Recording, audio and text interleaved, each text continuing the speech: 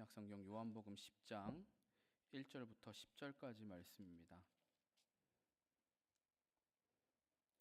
신약성경 163페이지 요한복음 10장 1절부터 10절까지 말씀 한 절씩 저와 여러분이 교독하도록 하겠습니다. 내가 진실로 진실로 너희에게 이르노니 문을 통하여 양의 우리에 들어가지 아니하고 다른 데로 넘어가는 자는 절도며 강도요 문지기는 그를 위하여 문을 열고 양은 그의 음성을 듣나니 그가 자기 양의 이름을 각각 불러 인도하여 내느니라.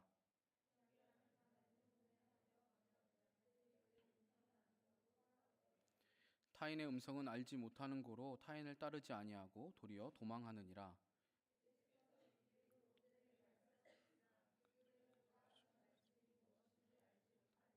그러므로 예수께서 다시 이르시되 내가 진실로 진실로 너희에게 말하노니 나는 양의 문이라.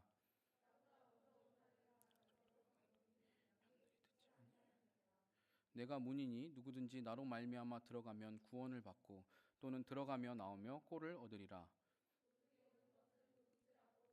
멸망시키려는 것뿐이요 내가 온 것은 양으로 생명을 얻게 하고 더 풍성히 얻게 하려는 것이라. 아멘. 나는 양의 문이라 라는 제목으로 함께 오늘 말씀 나누도록 하겠습니다.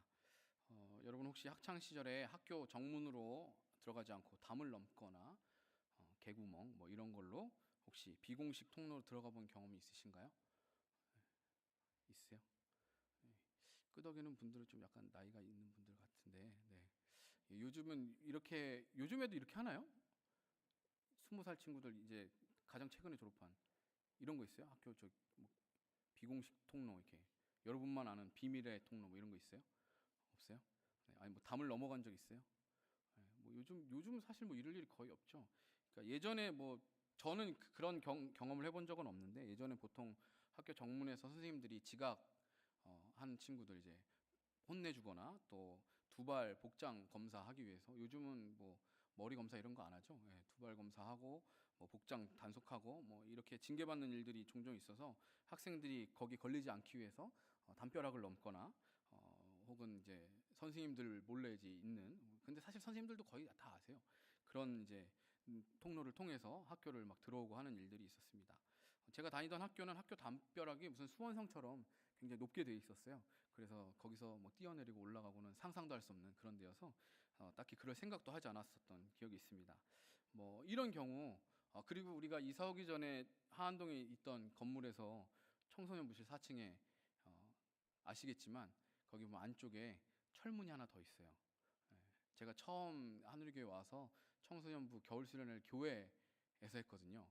네, 자고 있는데 저기 현석이 왔나? 예, 현석이하고 뭐 태욱이하고 콧도레 애들이 막 덜컹덜컹 막 하면서 밤에 나가는 그 소리를 제가 들었던 기억이 있어요. 이것들이 안 자고 이렇게 또 나가서 놀려고 막 그렇게 하는구나라는 걸 이제 본 적이 있었는데 그런 식으로 정문이 아니라 다른 방식으로 학교에 들어가려고 시도하는 사람들 혹은 뭐 어떤 정식 루트가 아닌 다른 루트로 뭔가를 하려고 하는 사람들은 보면 대부분 대개 무엇인가 떳떳하지 못한 잘못이 있기 때문에 그런 경우가 대부분입니다. 요즘은 도둑이 많이 줄어들긴 했겠지만 제가 어렸을 때만 해도 도둑들이 담을 넘어 들어와서 물건을 훔치는 일들이 종종 있었습니다. 아니면 문을 따고 들어가기도 하고요. 어쨌든 집주인이 아니라면 그 집에 정당하게 들어갈 수 있는 그런 자격이 있는 사람이 아니라면 제대로 된 방법이 아니라 편법으로 불법으로 잘못된 방식으로 집에 들어가게 되죠. 그렇기 때문에 집 대문이나 정문은 그 집의 주인이거나 그 건물에 정식으로 소속된 사람만이 당당하게 들어갈 수 있는 그런 유일한 길입니다. 그 문 외에 다른 루트로 진입을 시도한다면 그것은 도둑이거나 떳떳하지 못한 목적을 갖고 있기 때문일 것입니다. 오늘 본문에서 예수님은 당신을 양의 문이다라고 비유를 하십니다. 예수님이 계속해서 자기를 계시하시는 어떤 비유를 통해서 어떤 메타포를 통해서 계속해서 자신을 비유하시는 그 시리즈를 계속 제가 말씀 나누고 있는데 오늘은 양의 문이라고 예수님 비유하세요. 지난 두 번의 요한복음 설교를 통해서 예수님이 당신 자신을 생명의 떡과 세상의 빛이라고 표현하셨습니다. 오늘과 다음번 설교 때 나누게 될 예수님의 자기 계시는 양의 문과 선한 목자라는 비유입니다. 양의 문과 선한 목자는 같은 이 요한복음 10장에 등장하는 비유입니다. 예수님께서 7절에서 자신을 양의 문이라고 말씀하신 후에 11절에서는 바로 또 자신을 선한 목자다라고 말씀하십니다. 사실 양의 문과 선한 목자라는 이 두 가지는 같은 의미예요. 어떻게 보면 같은 의미인데 당시 이 유대 지방의 목자들은 밤이 되면 양들을 우리 속에 집어넣어서 보호를 했습니다.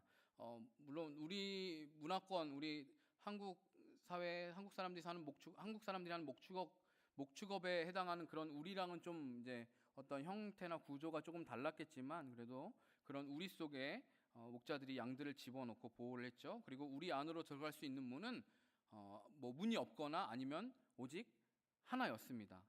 그래서 그 우리 안으로 들어갈 수 있는 유일한 방법은 그 양들의 주인인 목자를 통과하든지 그 목자를 통해서만 들어갈 수 있든지 그 문을 지키고 있는 그 목자가 문을 열어줘야 그 문을 통해서만 그 하나 있는 문을 통해서만 들어갈 수 있는 것이죠. 이 문은 목자가 지키고 있기 때문에 도적들이 우리 안으로 들어가려면 그 문이 아니라 그 유일한 통로가 아니라 담을 넘어야만 했습니다. 또한 대부분 여러 명의 목자들이 함께 돌아가면서 문을 지키는 문지기 역할을 했기 때문에 목자가 곧 양의 문이자 양을 지키는 존재였던 것이죠. 양을 치는 이런 목축업이 일반적이고 익숙한 유대인들에게 예수님은 양의 문, 선한 목자라는 이 비유를 통해서 예수님이 어떤 분이신지 이들이 이해할 수 있도록 계시하고 계시는 것이죠. 본문이 물론 이제 양의 문 이꼴 선한 목자라는 이 개념이 있지만 조금 다르게 적용하여서 말씀을 나누기 위해서 구분해서 다음번에는 선한 목자라는 비유를 가지고 말씀을 나누고요. 오늘은 양의 문이신 예수님에 대해서 좀 나누고자 합니다. 오늘 본문의 내용을 이해하기 위해서는 사실 앞장인 9장을 읽고 이해해야 돼요. 앞에 9장의 내용이 여러분들이 어떤 내용인지 혹시 아시나요?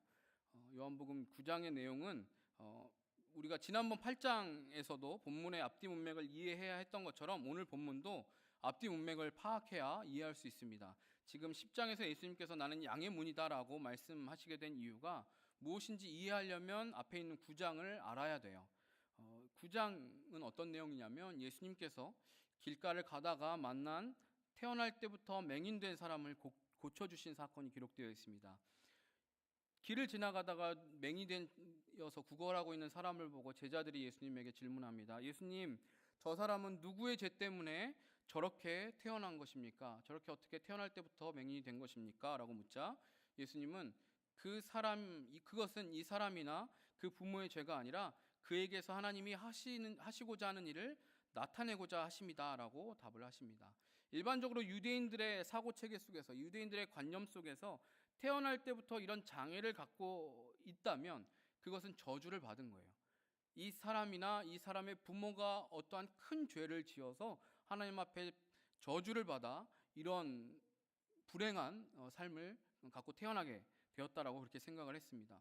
그러나 예수님은 그렇지 않다라고 말씀하시는 것이죠. 이 사람이 저주를 받아서도 아니고 그 사람이 앞에 부모가 죄를 지어서도 아니고 하나님께서 이 사람을 통해서 나타내고자 하시는 일이 분명히 있는 것이다라고 이야기하십니다. 예수님은 자신이 세상의 빛이다라고 말씀하셨죠. 그 말씀하신 것을 증명하시듯이 눈이 어두워서 어둠 가운데 있는 그 맹인에게 다가가셔서 땅에 있는 흙을 침으로 짓이겨서 그 맹인의 눈에 발라주시고 그 맹인에게 빛을 주는 행위, 눈을 뜨게 하는 표적을 행하십니다. 태어날 때부터 맹인이었고 길에서 구걸하던 이 사람이 갑자기 앞을 보고 멀쩡하게 정상인이 되어서 나타나자 그를 아는 이웃들이 모두 다 놀랍니다. 아니, 이 사람이 어떻게 된 거지? 얼마 전까지 길에서 앞도 못 보고 구걸하던 사람인데 사람들이 놀라죠. 심지어 어떤 사람은 저 사람 그 사람 아닌 것 같은데, 우리가 아는 그 사람이 아닌 것 같은데 라고 말하기까지 합니다. 그러나 이 사람은 스스로 자신이 내가 그 사람이 맞다라고 이웃들에게 증거하죠. 그럼 사람들이 뭐라고 물어볼까요? 앞을 못 보던 사람이 갑자기 앞을 보고 나타났어요. 여러분 뭐라고 물어보시겠어요? 참 재수가 좋군요. 뭐 이런 얘기 하시겠어요? 도대체 어떻게 눈을 뜨게 된 거죠? 라고 물어보겠죠. 네. 당연히 도대체 어떻게 눈을 뜨게 된 겁니까? 당신 얼마 전까지 앞을 전혀 볼 수 없었지 않소? 그렇게 물어보겠죠. 사람들이 이렇게 물어봐요. 그래서 이 맹인이었던 자가 있는 그대로 이야기를 해줍니다. 내가 누구를 만났고 그 사람이 나에게 어떻게 이런 일들을 행했는지를 이야기합니다. 그러자 사람들이 놀라면서 이 사람을 바리새인들에게 데려가요. 바리새인들, 당시에 유대인들의 종교 지도자이고 율법을 알고 있는, 율법을 가르치고 해석하고 전파하는 자들인 바리새인들에게 데리고 갑니다. 그런데 바리새인들에게 문제는 예수님이 이 맹인을 고쳐주신 날이 안식일이라는 사실이에요. 그 안식일에 참 무슨 이렇게 집착하는 병이라도 있는지, 안식일, 그리고 예수님도 신기하게도 너무나 고칠 때마다 다 안식일인 것 같아요. 뭐 물론 아닌 날도 있는데 고쳤다 하면 다 안식일이에요. 그러니까 바리새인들이 그냥 화가 나가지고 뭔가, 아니 왜 하필 고쳐도 안식일이야, 막 이런 태도로 예수님 못 잡아먹어서 안달인 거죠. 바리새인들한테는 이게 문제가 되는 거예요. 예수님이 이 맹인을 고쳐준 날이 안식일인 거죠. 하나님의 저주를 받아서 날 때부터 맹인이 된 이 사람이 갑자기 보게 됐어요. 그런데 그것도 안식일에 보게 되었으니, 이 사람 분명히 하나님의 저주를 받아서 이렇게 태어난 사람인데 이 사람이 다시 눈을 뜨게 됐어요. 근데 눈을 뜨게 된 날이 마땅히 지켜야만 하는, 하나님이 지키라고 명령하신 그 안식일에 누군가가 병을 고쳐줘서 나은 거예요. 안식일을 범하여서 이 사람의 눈이 밝게 된 거예요. 그러니까 이들 가운데서 분쟁이 일어나는 거예요. 지금까지 자신들이 갖고 있었던 어떤 가치관과 가르침이랑 완전히 정반대되는 거예요. 충돌이 일어나는 거죠. 그러니까 자기들 안에서도 막 분쟁이 일어납니다. 이게 어떻게 된 거냐? 이게 맞는 일이냐? 그 맹인이었던 사람에게 어떻게 보게 되었는지를 자초지종을 묻고, 그를 눈뜨게 한 존재가 안식일을 지키지 않았기 때문에 이 사람은 하나님으로부터 온 자가 아니다, 이렇게 말하는 사람이 있는가 하면, 야, 하나님으로부터 왔으면 어떻게 안식일을 범하면서 사람의 눈을 낫게 하겠느냐, 이런 이야기인 거죠. 이렇게 말하는 사람이 있는가 하면, 죄인이 어떻게 이런 표적을 행할 수 있느냐, 죄인이 돼서 어떻게 이러한 하나님만 하실 수 있는, 아무도 할 수 없는, 하나님이라고는 설명할 수밖에 없는 이런 일들을 어떻게 할 수 있겠느냐라고 서로 간에 분쟁이 일어나죠. 그러면서 그 눈을 뜨게 된 그 맹인이었던 자에게, 눈을 뜬 너는 어떻게 생각하느냐라고 물어보자, 너는 너를 고쳐준 그 사람이 누구라고 생각하느냐라고 물어보자, 그 맹인이었던 자는 선지자라고, 그분은 선지자라고 이야기를 합니다. 바리새인들은요, 이 말을 믿지 못해요. 아니 어떻게 선지자이면서, 어떻게 하나님으로부터 온 사람이면서 어떻게 안식일을 범하면서 일들을 지킬 수 있지? 그러니까 자기들이 틀렸다, 자기들이 잘못 알고 있다, 이런 생각은 하지 않고 그건 있을 수 없는 일이다라고 생각하죠. 그래서 그 맹인이었던 사람의 부모를 불러다가 물어요. 못 믿으니까, 이 사람 당신 아들 맞아요? 이런 바보 같은 질문을 해요. 이 사람이 당신의 아들이 맞습니까? 내 아들이 맞죠. 어떻게 당신의 아들이, 맹인으로 태어났던 당신의 아들이 어떻게 눈을 뜨게 되었습니까? 이렇게 묻자 이 사람들도 모르는 거예요. 모르는 건 매한가지입니다. 우리도 모르고, 우리 아들이 장성하여서 뭐 성인이니까 그 애한테 물어보십시오. 우리는 잘 모릅니다. 우리가 어떻게 알겠습니까? 그런데 확실한 건 그가 자신들의 아들이 맞고 원래 태어날 때부터 맹인이었다라는 것은 확실하다는 거예요. 당신들이 못 믿는 것처럼 우리 아들이 아닌 것? 아니에요. 우리 아들 맞아요. 태어날 때부터 사실은 맹인인 척 했던 거 아니요? 아니요. 원래부터 맹인이었어요. 그거는 확실하게 짚어줍니다. 예수를 그리스도로 고백하는 사람들을 출교시키기로 결의한 상황에서 그 부모들이 사실은 몸을 사리는 게 있었어요. 하지만 그 부모를 통해서 얻을 수 있는 정보는 명확한 그 두 가지뿐이었습니다. 이 사람들이 아들이 맞고 그 사람들의 증언대로 이 사람은 태어날 때부터 앞을 못 보는 사람이었어요. 그래서 맹인이었던 그 사람을 다시 불러다가 예수님의 존재를 추궁합니다. 예수라는 이 사람 죄인 맞지? 그치? 우리는 이 사람이 죄인인 걸 알아. 죄인이 맞다고 얘기해. 이렇게 이야기하는 거예요. 맞지? 죄인 맞지? 선지자 아니지? 이 얘기하는 거예요. 그 맹인이었던 자가 뭐라고 답하냐면, 그가 죄인인지는 내가 모르겠지만 한 가지 확실하게 아는 것은 내가 이전에는 맹인이었는데 지금은 보게 되었다라는 사실입니다. 그러자 바리새인들은 또 원점으로 돌아와서 또 똑같은 질문을 해요. 그 사람이 너에게 어떻게 했길래 내가 눈을 떴냐라는 거예요. 앞에서 했던 말, 똑같은 말 또 물어보고 있어요. 이 사람 계속 설명하잖아요. 이야기해 주잖아요. 나는 앞을 못 보는 사람이었는데 눈을 뜨게 됐다. 근데 그 예수라는 분, 나는 선지자라고 생각하는데 그분이 나를 고쳐준 거다.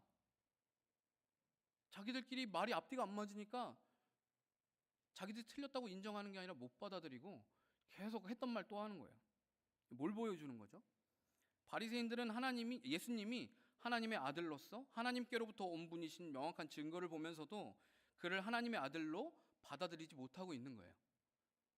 또한 앞을 못 보는 죄의 멍에에서 자유케 된 이 하나님의 백성, 이 긍휼히 여겨야 되고 불쌍히 여겨야 되는 하나님의 백성, 자신들이 돌봐야 될 종교 지도자이기 때문에 자신들이 돌봐야 되는 이 약물에 대한 관심은 전혀 없는 거예요. 이 사람이 눈을 뜬 거는 전혀 기쁜 일도 아니고 관심도 없는, 내 할 바 아니고 왜 안식일에 병을 고쳤냐는 거예요. 안식일에 병 고치는 거는 안 되는 일인데 이 사람이 하나님으로부터 온 사람 아닌 것 같은데 왜 어떻게 이런 일들을 행하지? 이런 것에만 관심이 있는 거죠. 본질은 제쳐두고 전혀 다른 것에만 관심이 있습니다. 예수가 자신들의 생명처럼 지키는 율법을 무시했는데도 이런 일들을 행한 것을 보면서 자신들의 가르침이 틀렸다라는 것이 증명되니까 자존심이 상하는 거죠. 그것에만 관심이 있는 거예요. 지금 내 손상당한 자존심을 어떻게든 이게 저 예수라는 자가 틀렸다는 걸 증명해 보고 싶은 거예요. 그러니까 했던 소리 또 하고 또 하는 거죠. 그러자 이 맹인이었던 사람이 어지간히 답답했는지 내가 이미 일전에 다 설명했는데 제대로 듣지 않고 왜 또 물어봅니까? 라고 이야기해요. 성경은 굉장히 온순하게 표현이 되어 있는데 만약에 저였으면 당신 귀머거리요? 어떻게 지난주 저번에 김동 목사님 거 유튜브 썸네일이 이렇게 돼 있더라고요. 그래서 약간 오해하기 쉬운 그 썸네일 장면이 유튜브로 이렇게 딱 이렇게 되어 있더라고요. 되게 재밌었어요. 저 같으면 아니 이해력이 딸리세요? 이렇게 물어봤을 것 같아요. 내가 이미 일전에 다 설명했는데 제대로 듣지도 않고 왜 또 물어봅니까? 당신들도 그의 제자가 되려고 합니까? 라고 이야기해요. 이 사람이 보기에도 이렇게 명확하고 받아들일 수밖에 없는 사실 앞에서 왜 자꾸 헛소리를 하는지 도무지 이해가 안 된다라는 거죠. 그러니까 바리새인들이 어떻게 하는지 아세요? 욕을 해요. 그 사람을 보면서 욕을 합니다. 너는 그의 제자일지 몰라도 우리는 모세의 제자다. 어디서 말 같지도 않은 소리 하고 있어 이러면서 하나님께서 모세에게는 말씀하셨다는 건 우리가 알지만 저 근본도 없는 인간은 우리가 어디서 왔는지 알 수 없어. 우리가 무슨 저런 사람의 제자야. 이렇게 기분 나빠하는 거죠. 그런데 그 말을 들은 맹인이 오히려 이상하게 여겨요. 이상하다. 이 사람이 내 눈을 뜨게 했는데 당신들은 그가 어디서 왔는지 알지 못하다니요. 하나님께로부터 온 자가 아니고선 할 수 없는 일을 행했는데 내 눈을 뜨게 한 사람인데 당신들은 이 사람이 어디서 왔는지 모른다고요? 나도 알겠는데? 그가 죄인이라면 하나님이 그의 말을 들어주실 리 없을 것이고 창세 이후로 맹인으로 태어난 자의 눈을 뜨게 했다는 말을 들어본 적이 없는데 만약 이 사람이 하나님께로부터 오지 않았으면 아무것도 할 수 없었을 것 아닙니까? 뭐라고 말하는 거예요? 나도 알겠는데 이 사람이 하나님으로부터 온 것을 나도 알겠는데 왜 당신들은 모르죠? 오히려 바리새인들이 가르침을 받는 격이 돼요. 자기들도 할 말이 없으니까 여기에 어떤 제대로 된 어떤 변론을 할 수 없으니까 이 맹인이었던 사람을 쫓아내버려요. 이 맹인이었던 사람도 이해하고 받아들이는 걸 당시에 어떤 최고의 지성을 가졌다라는 자들이 못 받아들이니까 오히려 이 맹인이었던 자에게 가르침을 받는 꼴이 되는 거예요. 그러니까 화를 내면서 네가 우리를 가르치려고 드느냐 하면서 그 사람을 쫓아내죠. 여러분 이 사건을 통해서 어떤 것을 느끼세요? 바리새인들이 맹인이었던 자를 대하는 태도에서 여러분들은 바리새인들이 그를 향해서 긍휼이나 사랑, 존중을 갖고 있다라고 느끼십니까? 맹인이었다가 보게 된 사람보다 더 맹인처럼 이 바리새인들이 행동하고 있는 것 같지 않습니까? 9장 39절에 보면 예수님께서 이렇게 말씀하세요. 내가 심판하러 이 세상에 왔으니 보지 못하는 자들은 보게 하고 보는 자들은 맹인이 되게 하려 함이라. 이 말을 들은 예수님이 이 말을 할 때 그 자리에 있었던 바리새인들이 우리가 맹인이란 소리야? 이렇게 말을 해요. 그러니까 예수님이 그 이후에 양의 문 비유를 말씀하시는 거예요. 지금 이 10장 우리가 함께 읽은 본문 말씀이 있기 전에 내용이 이런 겁니다. 맹인된 자를 한 명을 고쳐줬다가 바리새인들과 일어나는 변론들이 논쟁들이 있었고 그들에 대해서 예수님이 설명하시는 거예요. 우리가 맹인이란 소리야? 그 말 앞에 예수님이 지금 양의 문 비유를 이야기하십니다. 예수님을 거부하며 어떻게든 시비를 걸어서 넘어뜨리려고 하는 유대인의 종교 지도자인 바리새인들을 향해 예수님은 영적 소경이라고, 너희들은 눈먼 자라고 말씀하십니다. 이 바리새인들은 어떤 사람입니까? 말 그대로 이스라엘 백성들을 이끌어가는 자들, 스스로를 양들의 목자라고 자처하던 자들이었습니다. 그런데 그들은 선한 목자, 양들을 보호하는 문이 되고 있습니까? 지금 이 사건만 봐도 전혀 그렇지 않다는 걸 알 수 있죠.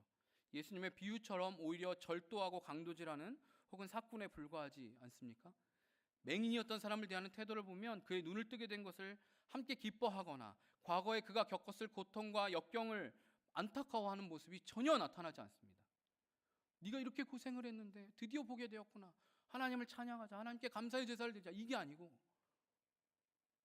자기들이 가르치는 율법이 뭔가 모욕당했다라고 여기면서 예수님을 어떻게든 죄인이라고 깎아내리려고 하는 생각밖에 없는 것이죠. 그들은 스스로 자신들이 백성들을 하나님께로 인도하는 존재라고 여기면서 백성들을 가르치려고 했지만 그들은 사실 자신들의 배를 불리기 위해서 백성들에게는 도무지 감당할 수 없는 율법의 멍에를 씌워놓고 정작 자신들에게 맡겨진 의무는 행하지 않는 아주 악한 자들, 강도요, 도적이요, 사꾼이었습니다. 그러므로 예수님께서는 양의 문과 선한 목자의 비유를 통해서 유대 종교 지도자들의 그 악함과 지도자로서의 그들의 자격 없음을 지적하시고 오직 양의 문이 되시고 선한 목자 되신 당신을 통해서만 양떼인 백성들이 구원에 이룰 수 있음을 강조하신 것입니다.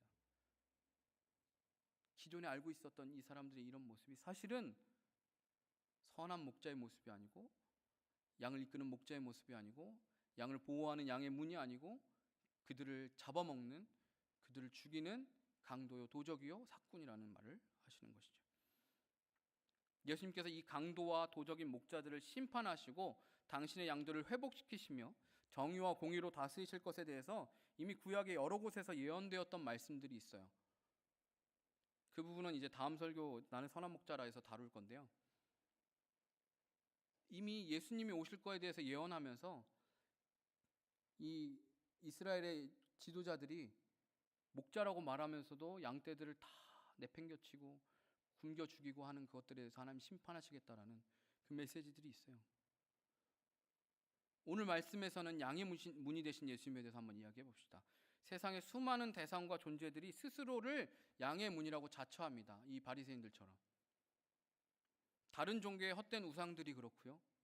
자신이 그리스도라고 대놓고 말하는 이단들도 있습니다. 우리 한국에만 자기가 그리스도라고 말하는 사람이 뭐 수십 명 된다고 그러던데. 속지 마세요. 어디 가서 내가 예수다, 내가 보혜사다, 뭐 이런 얘기하면은 100% 저기 머리가 좀 잘 된, 머리가 파마가 이쁘게 된 분들, 그렇게 대놓고 반대로 또한 그렇게 대놓고 내가 예수라고 말하지는 않지만 자신을 통해 구원과 자유를 누릴 수 있다고 속삭이는 존재들도 있습니다. 돈이 그렇고 성공이 그렇고 명예가 그렇습니다. 돈을 많이 벌어서 하고 싶은 것 마음껏 하는 것이 너를 구원하는 일이다라고 속삭입니다. 성공하고 출세해서 많은 사람들이 인기와 인정을 받는 것이, 사랑을 받는 것이 최고의 가치이고 나에게 진정으로 자유를 준다라고, 나를 행복하고 자유롭게 해준다라고 그렇게 속삭입니다. 혹은 도덕적으로 윤리적으로 내가 최고의 선을 행해서 높은 경지에 이르면 그러면 내가 구원의 경지에 이른 것이다 라고 말합니다. 사람들을 자유케 하고 돕는 큰 무엇인가 업적을 세우면, 인권을 뭔가 신장하고 커다란 업적들을 세우고 훌륭한 일들을 하는 그것들을 하면 그렇게 인정받는 것이 너희 참된 구원이다, 자유다라고 말을 합니다. 특별히 지금 이 시대에는 나 자신을 사랑하고 나를 위해서 사는 것이 가장 행복한 것이라고 말합니다. 그게 진정한 구원이며 자유라고 말합니다. 남들 뭐하러 신경 써? 너만 행복하면 되지. 그렇게 남들 위해서 고생하고 애쓸 필요 없어. 그래봤자 돌아오는 거 아무것도 없어. 자식들 위해서 뼈 빠지게 고생해봐. 뼈만 빠져. 허리만 굽어. 자식놈들 키워봐야 소용없어. 그러니까 자식들도 안 낳고 점점. 그냥 내가 지금 행복한 것, 내가 지금 즐거운 게 더 중요한 시대를 살고 있습니다. 포스트 모더니즘 시대에는 절대적인 진리를 주장하는 게 편협한 거예요. 자기만 옳다고 말하는 것, 여기 진리가 오직 하나밖에 없다고 말하는 건 얼마나 저거 무식한 소리야. 편협한 사고야. 그건 다른 이의 자유를 침해하는 거야 라고 말합니다. 그래서 내가 곧 진리이고 내가 곧 길이다라고 사람들이 말해요. 예수님이 말씀하신 게 아니라 자기 스스로 내가 가는 길이 길이지 뭐. 내가 가면 되는 거지. 내가 개척하면 되는 거지. 뉴에이지 사상에서는 절대자가 다른 데 있는 게 아니라 내 안에 있다. 나 자신이 신이 될 수 있다라고 말을 해요. 그게 뉴에이지 사상이에요. 누구나 다 신이 될 수 있다. 그러면서 기존의 틀을 깬다는 논리하에 예수님만이 절대 진리이며 구원이라는 기존의 명제들, 절대 흔들리지 않을 것 같았던 그 명제들을 공격하는 거죠. 그리고 아예 부정하고 거부해버려요. 그럼 말도 안 되는 소리 집어치워. 나는 거부하겠어. 난 당당하게, 멋있게, 자신있게 거부하겠어. 내가 길이야. 내가 진리야. 내 주먹을 믿겠어. 이렇게 이야기하죠. 고리타분하고 피곤하게 교회에 얽매여가지고 신앙생활하는 게 무슨 자유냐고. 주말에 놀 시간도 없는데 그 교회에 얽매여가지고 뭐하고 사는 거냐고. 그게 무슨 자유야. 이렇게 이야기합니다. 예수의 종되는 삶이 뭐가 행복하냐고. 그게 무슨 자유냐고 말을 합니다. 이런 속삭임이 나를 위하는 것 같고 또 때로는 한편으론 지혜로운 것처럼 들리지만 사실은 전혀 그렇지 않죠. 바리새인들처럼 겉으로는 그럴싸해 보이지만 겉으로는 교양 있는 것 같지만 겉으로는 굉장한 어떤 종교적인 행위를 이뤄내면서 훌륭한 것 같지만 굉장한 수준이 높은 것 같은 모습으로 보이지만 실상은 그 이야기를 듣는 대상을 착취하고 빼앗으려는 목적에서 그렇게 말을 하는 것입니다. 참된 행복과 자유의 모습을 보여주는 것처럼 하면서 그걸 갖게끔 조종해서 진짜 행복과 자유를 빼앗아가는 아주 악한 행위인 것이죠. 마치 낚시를 하는 것처럼 아주 먹음직스러운 미끼를 걸어놓고 그것을 흔들어서 물고기를 속여서 이거 따라와 이거야 이거. 그렇게 해서 그 물고기의 진짜 자유를 뺏어버리는, 표면적으로 드러나는 우리에게 거짓을 속삭이는 대상은 다 다르지만 사실 그 실체는 모두 다 동일해요. 바로 사탄 마귀인 거죠. 사탄 마귀가 뒤에서 그렇게 우리를 속이고 현혹하는 거예요. 세상의 가치관으로, 철학으로, 어떤 운동으로, 어떤 물질로 눈에 보이는 것들로 우리에게 속삭입니다. 그래서 예수님은 요한복음 8장에서 백성들을 잘못된 길로 이끌고 현혹하는 유대인들을 향해서 너희는 마귀에게서 난 마귀의 자식들이다라고 말씀하시기까지 하시죠. 이 사람들은 마귀에게 쓰임 받는 거예요. 백성들을 생명의 길로, 구원의 길로 인도하는 게 아니라, 왜냐하면 예수님을 통해서 하지 않으니까 이 사람들은 마귀의 길로 끌고 가는 마귀의 자식들인 거죠. 사탄은 앞에 열거했던 가치와 사상들을 마치 미끼처럼 우리 앞에서 흔들어서 속이고 우리의 코를 끼어서 자기의 종이 되게 만듭니다. 그렇게 현혹해서 거기에 걸려들면 우리는 죄의 노예로, 죽음의 노예로, 사탄의 노예로 살아가게 되는 것이죠. 많은 사람들이 이스라엘 백성들처럼 이것에 속아서 양의 문이신 예수님을 통해서 하나님께 나아가 구원을 받는 게 아니라 오히려 사망의 길로 가게 되는 거예요. 그 눈속임에, 그 거짓말에 속아서 코가 깨어서 사망의 길로 끌려갑니다. 진리와 자유가 아니라 거짓과 죄의 멍에 매여서 살아갑니다. 그렇다면 속이는 사탄 마귀만 나쁜 존재입니까? 속는 어리석은 우리는 악하지 않은 것일까요? 아담과 하와가 처음 범죄했을 때처럼 하나님 없이도 살아갈 수 있다고, 하나님처럼 될 수 있다고 여기는 것 자체가 죄 아닙니까? 만약에 그때 그것이 아담과 하와를 속였던 그 사탄이 전적으로 잘못한 것이라면 사탄만 벌을 받아야죠. 죄의 형벌을 받아야죠. 근데 아담과 하와도 죄의 형벌을 받지 않습니까? 거짓에 속아 넘어가는 것도 분명한 죄입니다. 하나님께서 아담에게 아주 명확하게 말씀하셨어요. 선악을 알게 하는 나무의 열매를 먹는 날에는 내가 반드시 죽으리라. 명확하게 이야기하셨어요. 그렇게 말씀하셨던 것처럼 성경은 오늘날 우리에게 예수 그리스도만이 구원의 길이라고 분명하게 말씀합니다. 태초에랑 지금이랑 똑같이 하나님 우리에게 살 수 있는 길을 알려주셔요. 선악을 알게 하는 나무의 열매를 먹지 말아라. 예수 그리스도만이 구원이다. 안 듣는 거예요.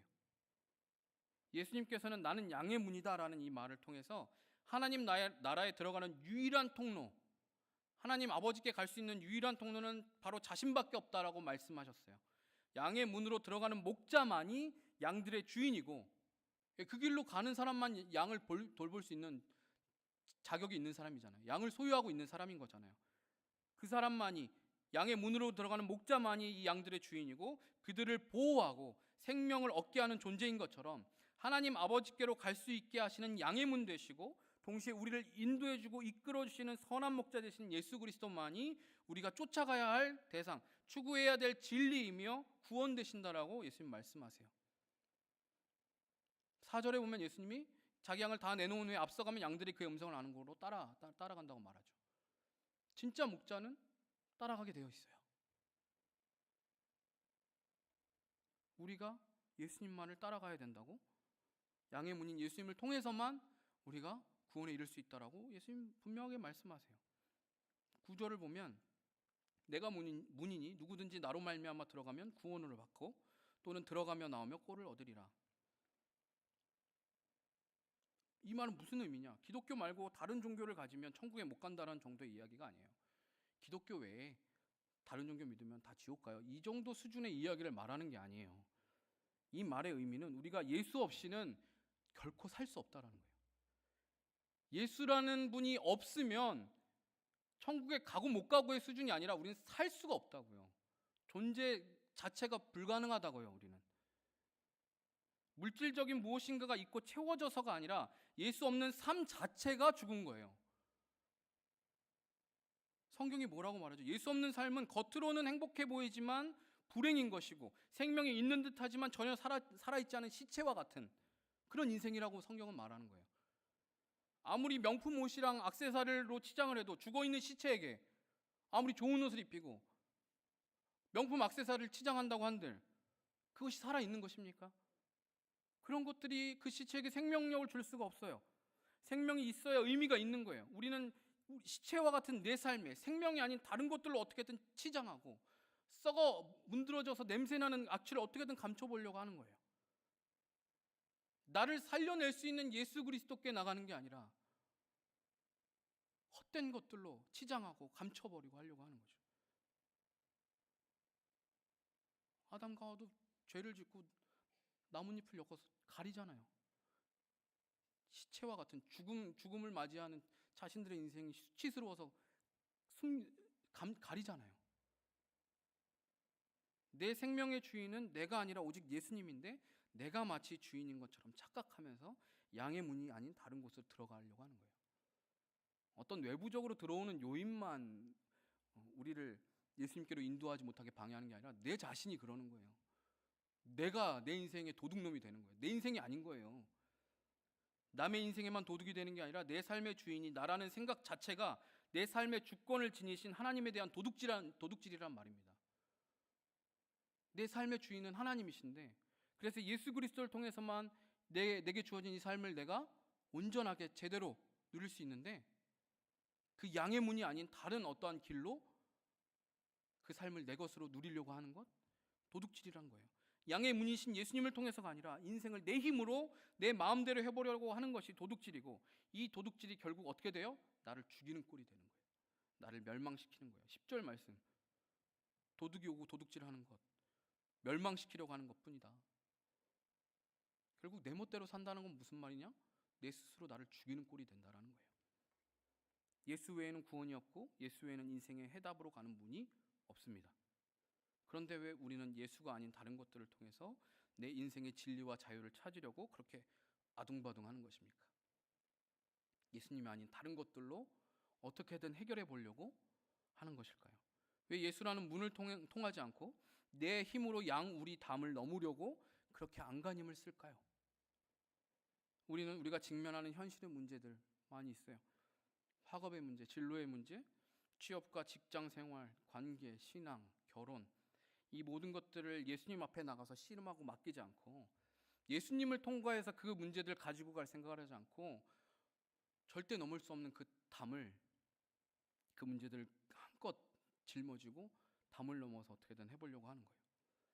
내가 노력하면 다 제대로 감당할 수 있다라고 여겨요. 결혼 그거 내가 마음에 드는 사람이랑 만나서 결혼하면 되는 거 아니야? 그게 그렇게 단순한 문제일까요? 예수님께 나아가면 현실적인 상황이 뭔가 뿅 하고 바꿔서 좋은 일만 생긴다라는 말을 하는 게 아니에요. 예수님 앞에 결혼 문제를 갖고 나갔더니 예수님이 믿음 좋은 경제적으로 빵빵한 배우자를 만나게 주셨다, 이 얘기하는 게 아니에요. 내가 하나님 앞에 구하고 예수님 앞에 들고 나간 그 일이 그 주님의 손에 달려있기에, 하나님의 주권에 달려있기에, 그 안에서 하나님의 뜻이 무엇인지를 내가 구하여서 찾고, 하나님, 내가 살아가지만 이 삶은 내 것이 아니라 하나님의 것입니다. 하나님이 잘 아시잖아요. 하나님, 내 인생 여기 가운데 하나님이 갖고 계신 뜻은 무엇입니까? 하나님 앞에 구하고 찾고 그걸 발견하면 그걸 찾아가야 되는데, 마치 지도도 안 보고 달려가는 것처럼 멋대로 달려가는 거예요. 어디로 갈지도 모르고 우선 냅다 달리기부터 시작하는 거예요. 이렇게 달리고 보면 언젠가는 구원에 이르게 될 거야. 그러면서 저기 지옥 불길로 막 달려가고 있어요. 그거는 죽으러 가는 거잖아요. 이런 인생을 살아간 대표적인 인물이 야곱이에요. 성경에 나오는 야곱. 평생을 하나님이 아닌 자기의 노력과 꾀와 힘으로 살아가려고 아둥바둥한 사람. 아마 저와 여러분보다 훨씬 더 많은 노력을 했을 거예요.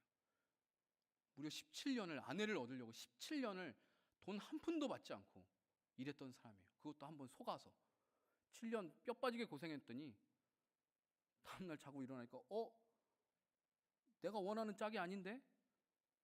외삼촌한테 속아서 7년 더 수고하고 자기가 사랑하는 여인을 아내로 얻었던 사람이에요. 형과 아버지를 속여서 장자권과 장자의 축복을 취했지만 단 한 번도 장자의 축복을 누려본 적이 없는 불쌍한 인생을 살아요.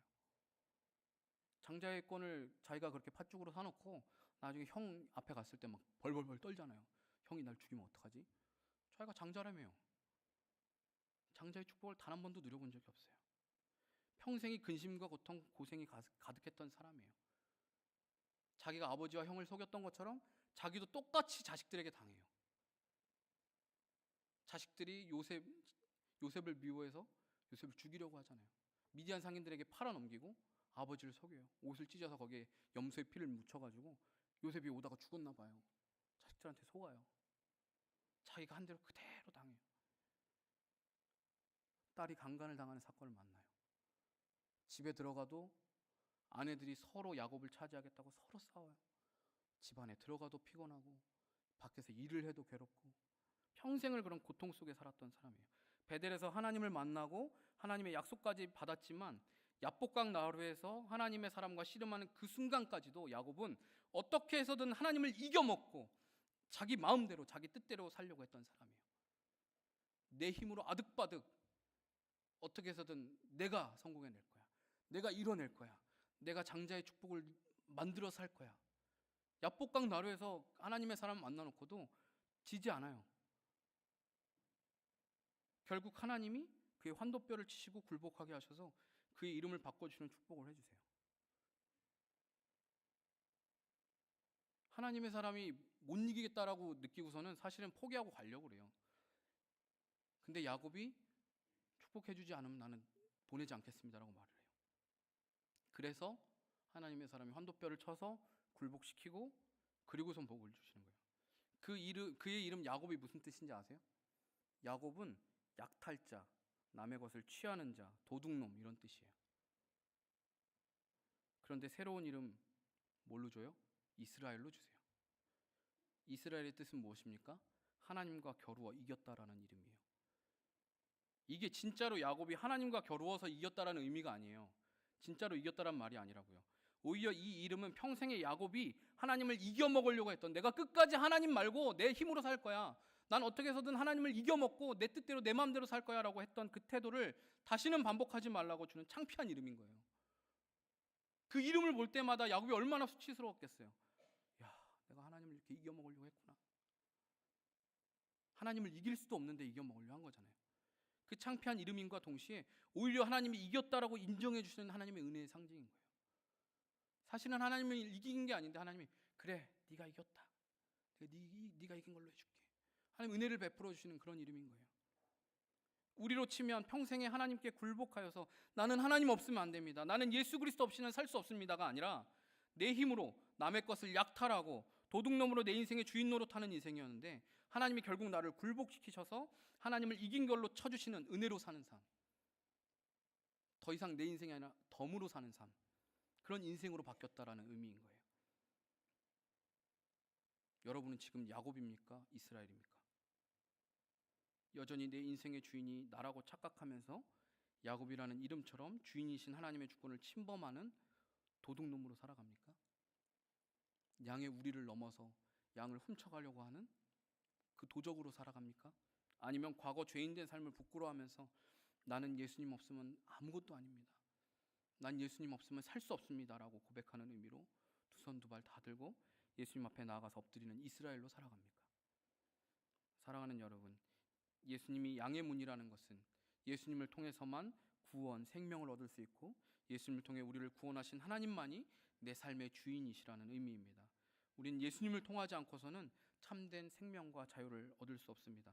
그러므로 오늘도 예수님이 아닌 다른 방법으로 인생을 살아간다면, 예수님이 아닌 다른 것을 의지하여서 우리의 삶의 문제들을 해결하려고 한다면 그것은 다 불법이고 편법이고 내 스스로 구원과 자유를 얻으려고 하는 어리석음을 반복하는 것이에요.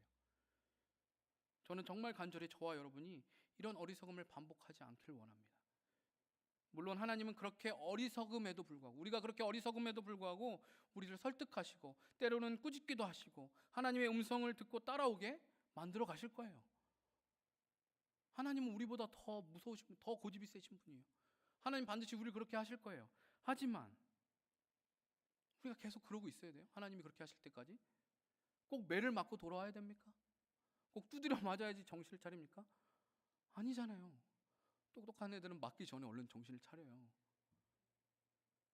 하나님이 우리에게 깨닫게 하실 때, 하나님이 말씀해 주실 때 내가 양의 문이다, 나를 통해서만 네가 구원을 얻고 자유를 얻을 수 있다, 그렇게 말씀하실 때 우리는 어떻게 해야 됩니까? 맞습니다, 예수님, 나는 예수님 없으면 살 수 없습니다, 나는 예수님 아니면 이거 아무것도 내 힘으로 할 수 없습니다, 나는 이거 내 힘으로 풀어낼 수 없습니다, 인정하고 예수님 앞에 나아가야 되는 것이죠. 나의 전적으로 부패한 죄인된 모습을 인정하고 나의 무능력함을 인정하고 하나님의 긍휼과 은혜를 구해야 되는 거예요. 그래서 예수님이 나에게 필요한 겁니다. 사단이 우리를 공격할 거예요. 너는 예수 믿는 사람이라고 한다면서 그렇게밖에 못 사니?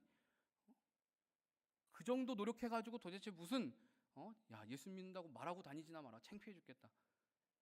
우린 그때 이렇게 말해야 되는 거예요. 그래서 난 예수님 필요해. 맞아, 난 그거밖에 안 돼. 그러니까 난 예수님 필요한 거야. 예수님 빼면 나는 시체지만 예수님이 나와 함께 하시면 나는 생명 있는 산자와 같은 거야. 우리는 그렇게 말할 수 있어야 되는 거예요. 그렇기 때문에 우리는 오늘도 양의 문이신 예수님을 바라보고 하나님의 은혜와 긍휼을 부어주시도록 구해야 되는 거예요. 예수님을 통해서만 나에게 생명이 있습니다, 나에게 참 자유가 있습니다, 나에게 구원이 있습니다 라고 고백해야 되는 거예요. 오늘도 내 삶의 자리에서 우리 예수님을 초청합시다. 예수님의 이름을 의지하여서 하나님께 생명의 풍성함을 누리고 진정한 자유와 평안을 누리게 해달라고 우리가 간구합시다. 내가 예수님을 통해서 살겠다라는, 양의 문이신 예수님을 통과하여서 살아가겠다라는 의지적인 신앙의 표현이 기도하는 거예요. 그래서 기도는 내 필요한 거를, 소원을 이루어주는 어떤 때를 쓰는 게 아니라 하나님 앞에서 몸부림치는 거예요. 예수님 없으면 난 못 살아요 하는 그거를 표현하는 방식이 기도하는 거라고요. 그렇게 몸부림치면 때로는 내가 예상한 어떤 방법으로 하나님이 일하실 때도 있지만 전혀 예상하지 않은 어떤 다른 방식으로 일하시면서 내가 잘못 생각했던 것들을 수정해 가시고 깨닫게 하시고, 그러면서 하나님은 정말로 나와 생각이 다르시구나, 하나님 정말 나와 차원이 다르시구나, 이것들을 또 깨달아고 감탄하면서 하나님을 찬양하고 하나님께 또 감사하게 되고, 그래서 더 하나님 앞에 복종하고 엎드리게 되는 것을 우리는 깨닫게 되는 것입니다. 양의 문이신 예수님을 통과하여 오늘도 천국의 기쁨을 맛보는, 그리고 아버지께서 주시는 생명의 풍성함을 누리는 저 여러분 되기를 주님의 이름으로 간절히 부탁드립니다. 함께 기도합시다. 찬양하고 기도할게요.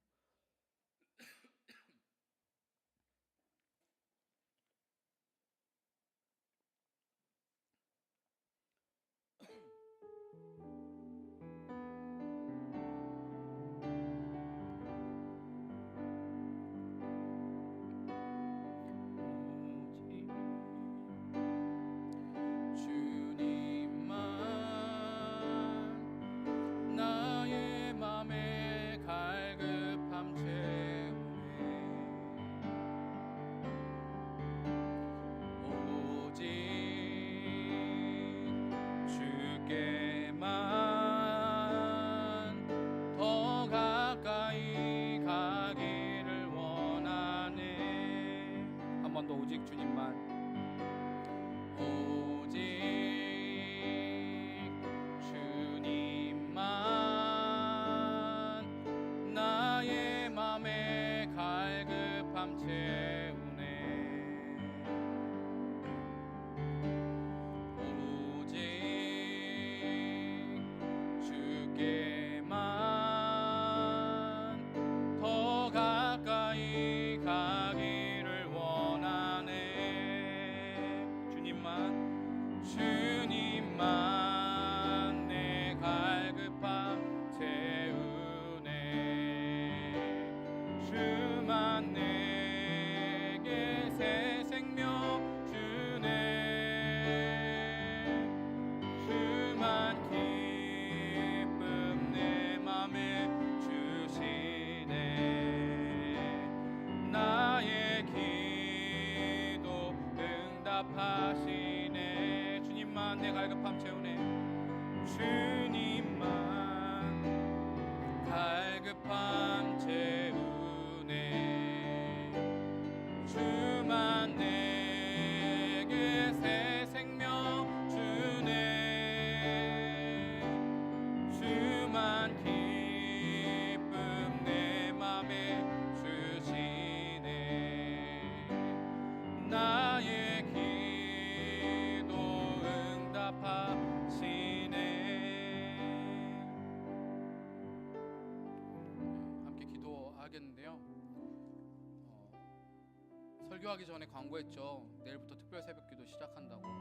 우리가 매년 사순절이 되면 또 고난주간이 다가오면 부활절이 다가오면 우리가 특별 새벽기도를 해요.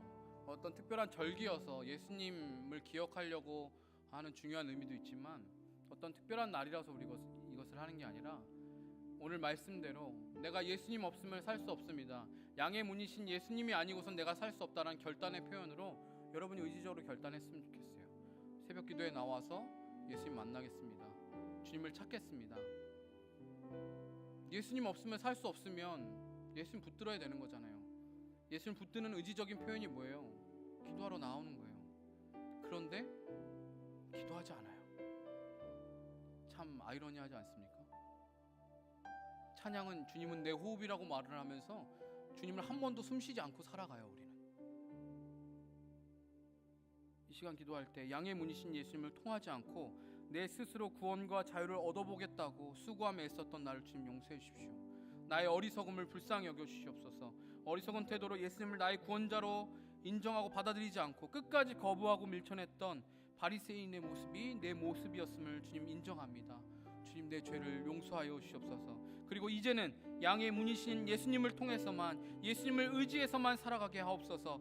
주님 주인 대신 하나님의 주권을 침범하는 도둑과 강도의 모습이 아니라 목자의 음성을 따라 양의 문을 지나 생명의 풍성함을 따라 그 생명의 풍성함을 누리는 양 우리 안에서의 머무를 수 있는 내가 될 수 있게 해달라고. 그 안에서의 참된 구원의 기쁨을, 자유를 누릴 수 있는 내가 되게 해달라고 우리 간절히 기도합시다. 하나님, 우리의 양의 문이 되시는 예수님을 바라봅니다. 하나님, 양의 문이신 예수님을 통하지 않고 내 스스로 구원과 자유를 얻어보겠다고 수고하며 했었던 하나님 지난날의 우리의 모습을 용서하여 주시옵소서. 하나님, 주님 없이는 살 수 없는데도 불구하고 하나님 주님 없이 마치 우리가 살 수 있는 것처럼 내 힘으로 내 노력으로 마치 무엇인가 우리가 하나라도 이뤄낼 수 있는 것처럼 하나님 무엇인가 만들어낼 수 있는 것처럼 착각하며 살았던 하나님 우리의 어리석은 태도를 용서하여 주시옵소서. 예수님을 나의 구원자로 인정하지도 않고 받아들이지도 않고 끝까지 거부하며 밀쳐냈던 바리새인의 모습이 우리의 모습인 것을 주님 불쌍히 여겨 주시옵소서. 하나님, 예수님 없이는 단 한순간도 우리는 살 수 없는 존재들인데도 하나님 우리는 마치 하나님 없이는 아버지 예수님 없이도 살아갈 수 있는 것처럼 아버지 그렇게 교만하게 아버지 떳떳하게 살아갔던 우리의 모습을 주님 불쌍히 여겨 주시옵소서. 하나님, 이제는 우리의 그 교만하고 완악한 태도에서 돌이켜서 양의 문이신 예수님을 통과해서만 예수님을 의지해서만 살아가게 하여 주시옵소서. 내 삶의 주인 되시는 하나님의 주권을 침범하는 도둑과 강도의 모습이 아니라 하나님 목자의 음성을 듣고 따라가서 양의 문을 지나 하나님 나를 구원하는 그 양의 문을 지나 생명의 풍성함을 누리고 양 우리 안에서의 참된 자유를 누리는, 참된 행복과 기쁨을 누리는 믿음의 백성들 될 수 있도록 주님 인도하여 주시길 원합니다. 오직 주님만 우리의 갈급함을 채우십니다. 오직 주님만이 우리의 꼴을 먹여주실 수 있는 분이십니다. 오직 주님만이 우리를 위하여 생명을 버리시고 우리를 보호하시며 우리를 구원해내신 분인 것을 믿습니다. 그렇기 때문에 우리가 주님께 더 가까이 나가기 원합니다. 우리가 오직 주님만 붙들기 원합니다. 우리가 주님만 더 바라기 원하고, 내게 새 생명 주시는, 나의 기도에 응답하시며 나를 돌보시며 나와 함께 하시는 그 주님 앞에 오늘도 엎드리는, 그렇게 우리의 삶을 주님 앞에 몸부림치며 나아가는 믿음의 청년들, 믿음의 백성들 될 수 있도록 주여 인도하여 주시옵소서.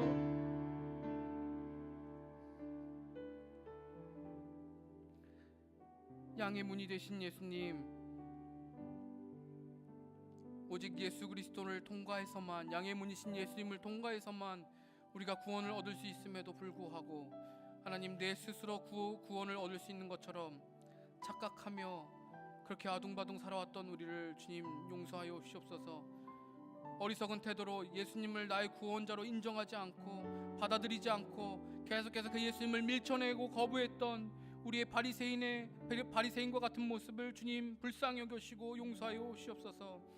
하나님, 이제는 우리가 오직 예수님을 통해서만, 예수님을 의지해서만 살아갈 수 있게 주님 우리들을 붙잡아 주시길 원합니다. 하나님, 내 삶의 주인이 하나님이신데도 불구하고 하나님의 그 주권을 침범하여서 도둑과 강도의 모습으로 살아가는 게 아니라 목자 되신 그 예수님의 음성을 듣고 하나님 그 음성을 따라 양의 문을 지나가며 생명의 풍성함이 있는 그 양의 우리 안으로, 우리 주님이 인도하시는 그 시냇가로 우리가 따라갈 수 있는 그 생명의 풍성함을 누리는 양이 될 수 있도록 주님 인도하여 주시옵소서. 하나님, 내일부터 특별 새벽 기도가 시작됩니다. 하나님, 예수님 없이는 내가 살 수 없다라는 우리의 믿음의 고백, 의지의 결단이 이어질 수 있게 주님 도와주시고, 하나님, 마음은 원이로되 육신은 약한 우리를 불쌍히 여겨주셔서 하나님, 날마다 주님 앞에 서기로 다시 한번 매일매일 결심하며 결정하면서 결단하면서 나아갈 수 있도록, 주님을 찾을 수 있도록 주님 우리 마음 가운데 은혜를 부어 주시옵소서. 우리와 함께 하실 주님을 찬양합니다. 예수님의 이름으로 기도드립니다. 아멘. 이제는 우리 주 예수 그리스도의 은혜와 하나님 아버지의 놀랍고 크신 사랑과 성령 하나님의 위로교통 충만하심이, 양의 문 되신 예수 그리스도, 오직 그 예수님만을 바라보고 그 예수님만을 의지하기로 결단하는 사랑하는 주의 백성들, 주의 양무리들 머리머리 위에 이제로부터 영원토록 함께 있을지어다. 아멘.